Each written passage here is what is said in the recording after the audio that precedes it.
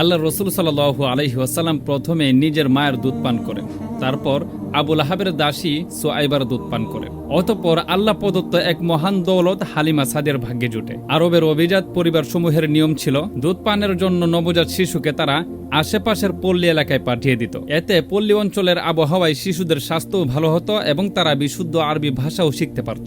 এই কারণে গ্রামের মহিলারা অনেক সময় দুগ্ধপুষ্ট শিশুকে নেয়ার জন্য তারা শহরে আসত। হযরতে হালিমা সাদিয়া রাদিয়াল্লাহু তাআলা আনহার নিজের বর্ণনা, দুগ্ধপুষ্ট শিশুর সন্ধানে আমি বনু সাদ গোত্রের মহিলাদের সঙ্গে আমি তায়েফ থেকে মক্কার উদ্দেশ্যে রওনা হইলাম। সে বছর দেশে দুর্ভিক্ষ ছিল।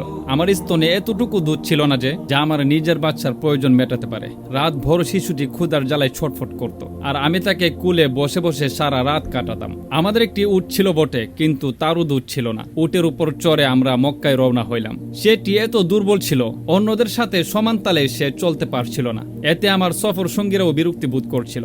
অবশেষে অনেক কষ্টে সফর শেষ করে আমরা মক্কায় পৌঁছি। মক্কায় পৌঁছে আমরা দুগ্ধপুষ্ট শিশুর সন্ধান করতে লাগলাম। রাসূলুল্লাহ সাল্লাল্লাহু আলাইহি ওয়াসাল্লামকে দেখে মহিলারা যখন শুনতে পেল সে এতিম, তখন কেউই তাকে গ্রহণ করছিল না। এতিম হওয়ার কারণে তার পক্ষে বেশি পুরস্কারের আশা ছিল না। এদিকে হালিমার ভাগ্যের তারকা চমকাতে লাগলো। দুধের স্বল্পতা তার জন্য রহমতের রূপ ধারণ করলো, কারণ দুধ কম দেখে কেউ তাকে শিশু দিতে সম্মত হলো না। হালিমা বলেন, অনেক খোঁজাখুঁজির পর কোনো শিশু না পেয়ে আমি আমার স্বামীকে বললাম, খালি হাতে ফিরে যেতে আমার ভালো লাগছে না, তার চেয়ে এই এতিম শিশুটিই নিয়ে চলুন। স্বামী আমার কথায় সম্মত হলেন। এতিম রত্নটি কোলে করে আমরা বাড়ি ফিরে এলাম, যার ওসিলায় হালিমা আর আমিনার বিয়ে নয়, বরং সারা বিশ্ব জগৎ আলোকিত হয়েছিল। আল্লাহর মেহেরবানিতে হালিমার ভাগ্য খুলে গেল।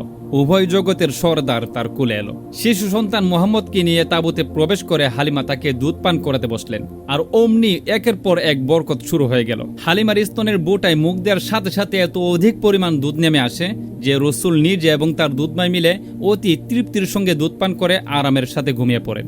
অপরদিকে উটের দিকে তাকিয়ে দেখা গেল তার স্তন দুধে পরিপূর্ণ। হালিমা বলেন, আমার স্বামী উটের দুধ দোহন করে আনলেন। আমরা সকলে তৃপ্তি সহকারে পান করে সারা রাত আরামে কাটালাম। দীর্ঘদিন পর এই রাতেই প্রথম আমরা পরম শান্তিতে ঘুমিয়েছিলাম। এখন আমার স্বামীও বলতে লাগলেন, হালিমা, তুমি তো বড় সৌভাগ্যবান বরকতময় শিশু এনেছ। আমি বললাম, আমিও আশা করি শিশুটি বরকতময়। অতঃপর আমরা মক্কা থেকে রওনা হলাম। রাসূল সাল্লাল্লাহু আলাইহি ওয়াসাল্লামকে কোলে নিয়ে আমি সেই দুর্বল উটনির পিঠে সওয়ার হলাম। কিন্তু আল্লাহর কি অপার মহিমা, সেই দুর্বল উটনি আবার দ্রুত চলতে লাগলো। অন্য কোনো বাহনই তার নাগাল পেল না। আমার সঙ্গী মহিলারা বিস্ময়ের সাথে বলতে লাগলো, এ কি তোমার সেই উটনি যাতে তুমি চড়ে এসেছিলে? মোট কথা, দীর্ঘ পথ অতিক্রম করে আমরা ঘরে এসে পৌঁছলাম। এলাকায় তখন চরম দুর্ভিক্ষ ছিল। দুধের পশুগুলো সব ছিল দুগ্ধশূন্য। কিন্তু আমি ঘরে প্রবেশ করা মাত্র আমার বকরিগুলোর স্তন দুধে ভরপুর হয়ে গেল। অবস্থা এমন হলো, আমার বকরিগুলো প্রতিদিন প্রচুর পরিমাণে দুধ দিচ্ছে, আর অন্য কেউ তাদের পশু থেকে এক ফোঁটা দুধও পাচ্ছে না। আর আমার সম্প্রদায়ের লোকেরা তাদের রাখালকে বলে দিল, আমাদের বকরিগুলো তোমরা সেই চারণ ভূমিতে নিয়ে যাও, যেখানে হালিমার বকরিগুলো ঘাস খায়। কিন্তু তাতে হবে কি, আসলে তো ঘাসের কোনো কৃতিত্ব নেই। যে রত্নের কারণে এসব ঘটছে, হালিমা ছাড়া অন্যরা তা পাবে কোথায়? তাই একই স্থানে ঘাস খাওয়ার পরও তাদের পশুগুলো আগের মতো দুগ্ধশূন্য রয়ে গেল। হালিমা বলেন, এভাবে একের পর এক আমরা রাসূল সাল্লাল্লাহু আলাইহি ওয়াসাল্লামের বরকত প্রত্যক্ষ করছিলাম। এমন করে 2 বছর কেটে গেলে আমি রাসূল সাল্লাল্লাহু আলাইহি ওয়াসাল্লামকে দুধ খাওয়ানো বন্ধ করে দিলাম।